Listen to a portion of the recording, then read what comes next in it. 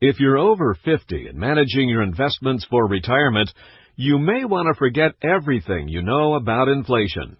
There's a growing school of thought that the financial economic conditions of your youth were an aberration in American history. Since peaking in February 1975, inflation has been in decline. The inflation benchmark shown is pegged against the Personal Consumption Expenditure Deflator, which is used by the Federal Reserve in setting interest rate policy. After topping 10% in February 1975, inflation plunged in 1976 and soared again in January 1981, and then began its steady 44-year descent. In continuing to drop since the last expansion, inflation is turning conventional economic wisdom on its head.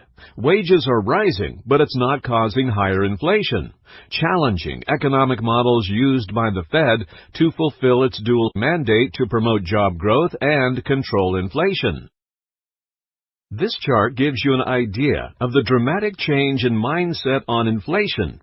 The red line shows the difference in yield between a 10-year Treasury bond and a 10-year Treasury inflation-protected security bond.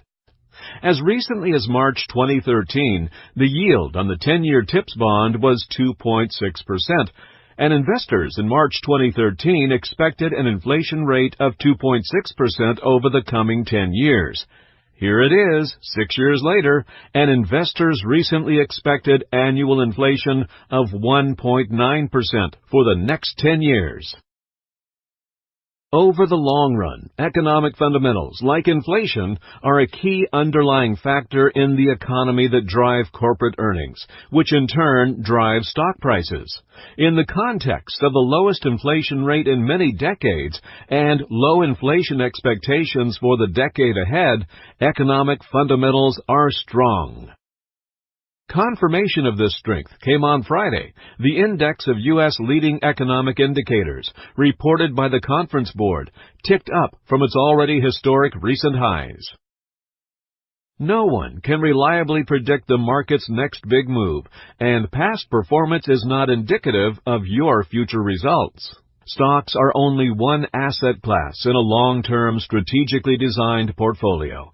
And stock prices don't always reflect fundamental economic trends.